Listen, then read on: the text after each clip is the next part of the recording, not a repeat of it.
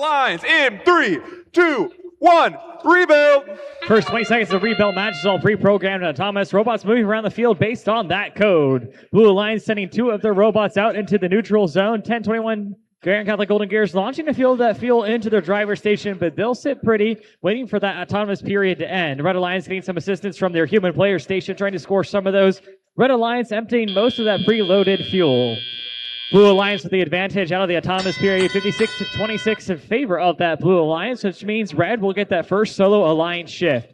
Both of these hubs temporarily active while we're in that transition period. Blue hub now inactive itself. The remaining 2 minutes and 20 seconds all tele-operated. Human players pick up the controllers, driving the robots that their team built this past season.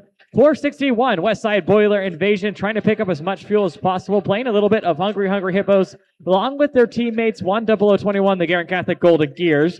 Both of them trying to pick up as much fuel as possible. Garrett Catholic Golden Gears now shuttling some of that onto their Alliance station. Red Alliance just losing that active hub, trying to fit a few more in before that time period switches.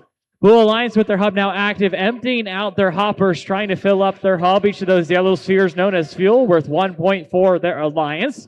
Blue Alliance passing some of that fuel onto their human player station known as the Outpost.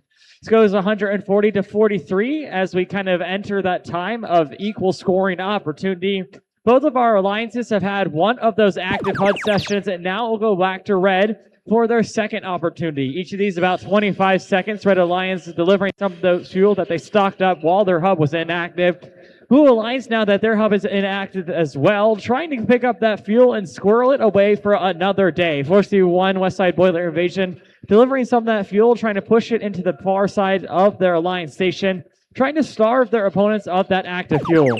Blue Alliance hub now active, a volley of fuel coming from the Blue Alliance, shooting just a few moments before, so that's able to score by the time it exits the hub. Red Alliance, 4950 conductors, pushing some of that fuel onto their own human player station, giving their human players a little bit of fodder for that end game period. In the final 30 seconds, we'll hear that steam whistle sound. Here it comes.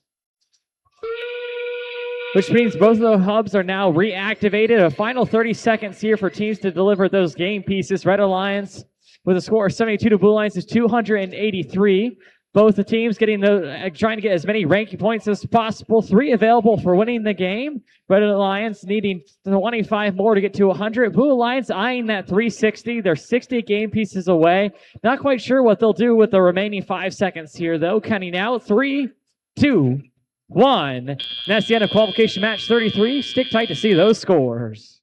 Blue Alliance winning the match with a score of 322. The Red Alliance is 93.